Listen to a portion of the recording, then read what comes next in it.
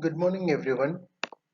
Today we will be dealing with an important aspect which is not just important for theory but also for practicals. And in future, you will also be one of the uh, areas wherein you will be mistaking a normal structure for being a polyp. Sinonasal polyps, or the way they mean, they are actually Greek words wherein poly is for multiple and pose is feet, as if they mean as if they are having multiple feet. And because they are originating from the sinonasal area, they are called as sinonasal polyps. And there are different varieties of this, and they are actually in continuation with chronic rhinosinusitis or standalone polyposis or different etiologies like malignancy also. Let us see each of them in detail. With respect to my teachers, let us begin our today's class.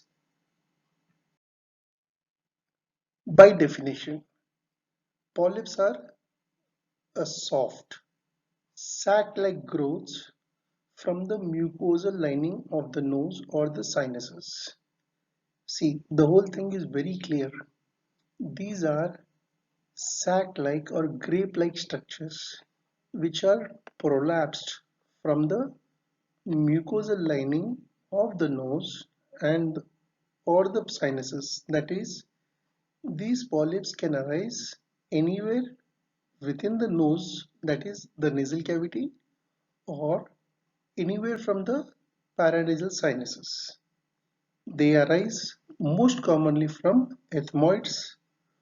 Next will be maxillary, very rarely sphenoid and frontal.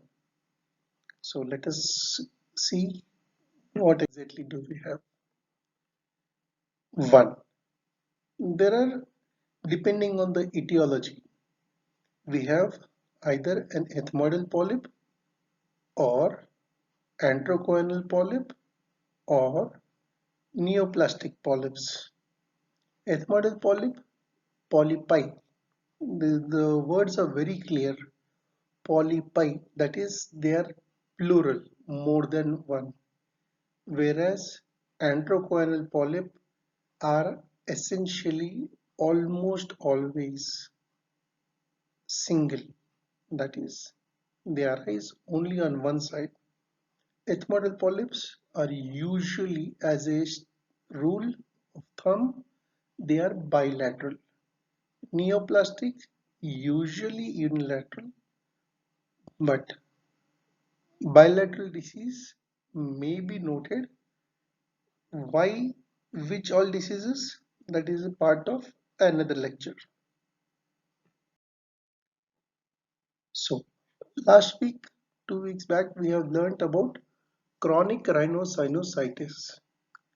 Now, during the spectrum of sinonasal chronic rhinosinusitis, I have been telling you that majority of them will resolve, but then some of the chronic rhinosinusitis will persist. This will give rise to two different entities, that is chronic rhinosinusitis with nasal polyposis, or if the polyps are absent, then it is going to be chronic rhinosinusitis sans nasal polyposis. That is why that small w and small s.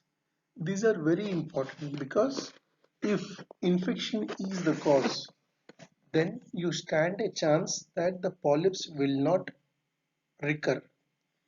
But see, if infection is not the major cause, some other thing such as allergy or any other congenital disease is the cause, then please remember, no matter how well, how good you remove the polyps, they will come back to you, and the patient will always be troubled by you. So, understanding the disease is more important than doing a surgery or doing the medicine part of it. Now, whenever we are having polyps, we need to understand these polyps are limited only to the nose. When there is a whole respiratory tract all the way to the bronchus, why don't we have polyps in the lower respiratory tract? Actually, that's a good thing. That is, if we had polyp in the bronchial tree or the tracheobronchial tree, we would have died without any cause, without anyone knowing what has happened. But then, question arises: why was nature in such a partial mode that it gave only to the nose but not to the tracheobronchial tree? What is the difference between the lining of the tracheobronchial tree and the nose? Nothing. The lining is same. That is pseudostratified ciliated columnar epithelium. Then what is the difference? In nose, we have the anatomy, that is various structures which are not uniform. If you take below the larynx, the trachea and the mucosa are well adhered to each other. They don't have enough space. But in the nasal cavity, on the uncinate, on the middle turbinate, on the inferior turbinate, around the bulla ethmodalis, there is a soft tissue between the bone and the mucosal lining. And if you remember your physiology, the sinuses get ventilated when the person is expiring. That is, I'm sorry, when the respiration, the expiratory phase of the respiration is active. That is, the moment air is inspiring, the air from the sinuses is going to be sucked into the lungs. And at the same time, when he is in the phase of expiration, what will happen? The Because of the presence of the turbinates, that creates eddy currents. That is, it will cause eddies or turbinals, wherein this will lead to the movement of the air into the sinuses. Now, wherever we are having this kind of to and fro movement, imagine 14 times a minute, 60 minutes in an hour, 24 hours a day, we don't stop.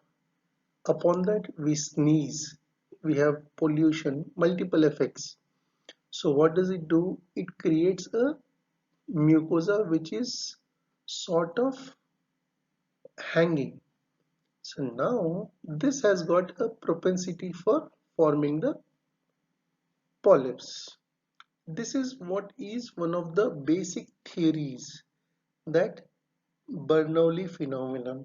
That is, whenever there is an area of vasoconstriction, the area next to it will have a vasodilation, wherein there will be a low negative pressure which will lead to prolapse of the mucosa in that part. But this has not yet been proved. Apart from that, vasomotor imbalance, that is because autonomic nervous system is what is being plays a very major role in the way we breathe. This is brought about uh, by the I'm sorry, I forget the name of that nerve. I'll let you know later. So apart from that, the most common thing is allergy. Allergy has to be documented. Allergy cannot be having sneezing. No. Allergy cannot be having respiratory distress. No. Allergy has to be documented by increase in the eosinophil counts and there should be an increase in serum IgE levels. Only then we say that there is an allergy. Now, allergy is again multiple types. We don't know whether allergy is because of the bacterial infections. If you remember, I have told you about the biofilms. Is the body creating an allergic response to the biofilms or to the fungus, or because there is a fungal infection, the body is creating an allergic response, or because there is an allergic response, the fungus is what is supposed to be a normal fungus which should have been washed away, gets trapped, gets a good nutrient medium to live on, thereby leading to, well, again giving rise to a vicious cycle of edematous mucosa. Edematous mucosa again leading to polyp formation. So these are the general theories which we have right now accepted. We don't know which one is actually acting. Apart from this, the anatomical anomalies, that is a medialized uncinate, that is the double turbinate, concavullosa, uh, I mean, instead of laterally curved middle turbinate, we have a medially curved middle turbinate, bulla ethmoidalis. All this, they have multiple variations, deviated nasal septum, spurs, which will in turn cause changes within the nasal cavity and will lead to polyp formation. Then, apart from this, there are certain conditions which are associated with polyps, that is hypersensitivity to aspirin. This has been identified as one of the major criteria for anyone developing polyps, especially in the elderly age group. Almost 30% of these people, those who take aspirin, will develop hypersensitivity reaction to this, and asthma itself is known to be caused because of this hypersensitivity. Approximately 30% of those who develop late onset asthma tend to have nasal polyposis. Cystic fibrosis is a disease of, is a congenital disease wherein we are in a position not to identify. Cystic fibrosis is a autosomal recessive disease which will affect the exocrine glands. That is, the chloride production, the sodium will be unusually, there will be dilution in the sweat, and the sodium will be not excreted wherein it should be normally excreted. But apart from this, we also have ciliary disease, that is the Young's disease, the Catanner disease, Young syndrome, so which will in turn cause further aggravation of the symptoms. Now, please remember we are dealing with chronic rhinosinusitis with nasal polyposis. That is, this is what is called as a bilateral ethmoidal polypi. The first and the only symptom which will be pathognomic is decreased sense of smell or loss of sense of smell. And right now in corona, we are having too frequently this loss of sense of smell. But pre-corona, whenever a patient complains of decreased sense of smell, most likely he is having bilateral ethmoidal polyposis. Very rarely other causes. 90% to 95% of the times it's because of the polyposis. Because these polyps, they occupy the nasal cavity, they will cause nasal block. And the moment sinus drainage is affected, there is going to be a pulling up of the secretions within the sinuses, which will give rise to mucopurulent or purulent discharge. Now, please remember the nasal block is going to be bilateral continuous. There is a difference. In normal physiology, we have bilateral nasal block which is alternating, but in ethmoidal polyposis, we have bilateral continuous nasal block. Discharge is again bilateral, and usually these diseases are in the young adults to elderly patients. And because the sinuses are not properly ventilated or filled up with fluids, they will also cause headache. These are our primary symptoms. Apart from that, having sneezing, running nose will also be a common feature. But primarily, decreased sense of smell, nasal block, discharge, and headache are the primary symptoms. So what do we have? Frog faces. What do we mean by this? There is a mid face. We divide the face into upper half, one third, middle one third, and lower one third. Frog faces is not pathognomic of sinonasal polyposis. There are other diseases which will anything which can splay the nasal bones or the nasal cavity contents will lead to frog faces. So the most common thing is sinonasal polyposis. Malignancies are the next common. In examination, what do we see? Cold spatula test, we have bilateral decreased fogging. Why? Because there is going to be a bilateral polyposis which is involved. Cotton wool test will show decreased movement because strictly there is going to be a nasal block. We are in anterior rhinoscopy, we are going to identify bilateral, either a mucopurulent discharge or a purulent discharge or something what is called as a mucin. The moment mucin is a thick, sticky, gelatinous secretions which are a hallmark of fungal disease, and we on probing with a ball probe we see that bilateral there is a soft mass for which we can probe all over. There will not be any sensitivity, they will not bleed on touch. Polyps, please remember, they have minimal blood supply and literally no nerve endings, so they are essentially painless.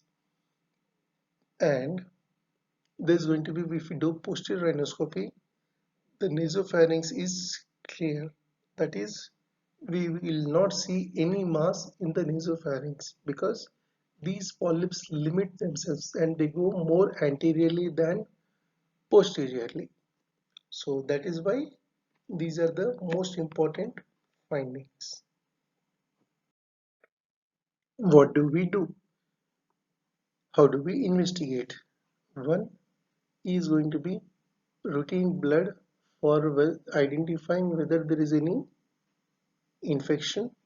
Second, whether there is any increase in eosinophils, because polyps, upon doing a histopathological examination, either they are secondary to increase in the eosinophil counts or secondary to increase in the neutrophil counts. Eosinophil count increase is most commonly seen in allergic responses. Neutrophil responses is usually in case secondary to infectious sources. Then depending on this, whether eosinophils are present or neutrophils are present, long-term steroid spray or long-term antibiotics, that is simple azithromycin or erythromycin given for almost 6 months to 1 year. Please remember, I'm telling erythromycin 6 months to 1 year. That is a fairly long disease. No other antibiotic is given for that long. So everything depends on the tissue sample we have. Apart from that, serum IgE levels will help us in identifying whether there is any allergic response or not. We take a swab, that is when we will be given culture and sensitivity for whether it is bacterial, fungal, or no growth is identified. Radiology, usually plain CT scan of the paranasal sinuses are more than enough. Very rarely we require a contrast of the CT scan of the paranasal sinuses. MRI essentially will be useless unless we have some soft tissue diseases, that is malignancies are there.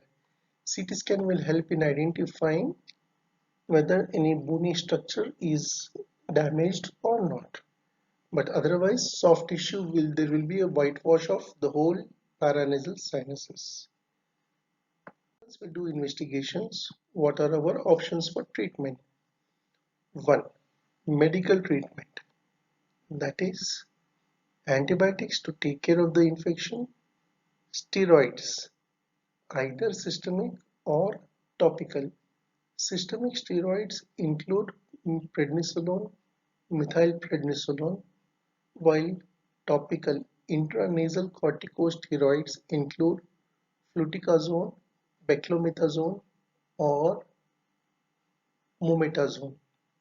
Antihistaminics are normally required and steam inhalation is most of the times useful.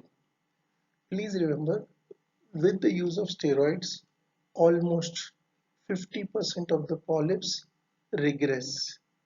If not anything, at least the volume will decrease up to 50%, wherein the surgical field will be much better. Believe me, if you have a polyposis case, bilateral polyposis case, and without preparation we undertake surgery, there is going to be a lot of bleed. Why bleed? I have told you that there is going to be minimal blood supply, no nerve supply, but still the bleed will come from the base of the polyp where it is originating from. Majority of the times the polyps arise from the free edge of the uncinate and the bulla ethmoidalis, very rarely from the superior meatus. So what will happen is the base will bleed because it is inflamed. The vessels are dilated. There is no smooth muscle to contract. This will lead to further bleed. That's why all polyposis cases have to be prepared at least for 2 to 3 weeks with steroid, antibiotics, antihistaminics and steam inhalation. And if at the end of those 2 or 3 weeks still there is a polyps, that is when we go for surgery. In surgery, again, just like the chronic rhinosinusitis, we have functional endoscopic sinus surgery and balloon sinuplasty. Apart from this, all the open procedures what we have used for chronic rhinosinusitis will also be applicable in case of chronic rhinosinusitis with nasal polyposis, that is ethmoidal polypi. So this is what is about the ethmoidal polyps. Now, antrochoanal polyp. The other name for antrochoanal polyp is Killian's polyp. 1. We have no exact etiology for EC polyp. That is, it is not because of any infection, it is not because of any sinusitis, it is not because of any allergy, it is not associated with any lower respiratory tract infection. Maybe it is just because of a mucosal which was supposed to be within the maxillary sinus has a mucus retention cyst within the sinus which has grown and it has gone into the nasal cavity. But no one knows for why this polyp is occurring. Now this is usually seen in young age group and children. Very rarely it is seen in adults. Why? We really don't have an idea. What are the symptoms? Nasal block, discharge. Please understand here, depending on the size of the antropoanal polyp, the block may be unilateral or the block, if the polyp is increasing in size and it is occupying the whole of nasopharynx, it may be bilateral. So if it is only limiting to that same side nasal cavity, you will have a nasal block which is on one side and it is alternating because of the nasal cycle. But if the polyp is increasing in size and it has gone into the nasopharynx, you will have a bilateral complete nasal block.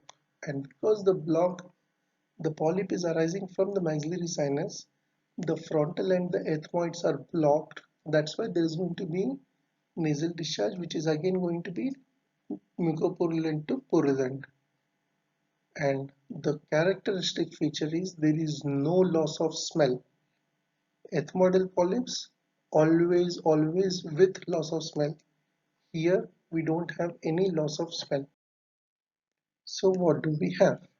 Again during examination there is decreased fogging because everything depends on the size of the polyp, whether it is minimal or it is completely gross. So there is going to be decreased fogging, usually unilateral but can also be bilateral.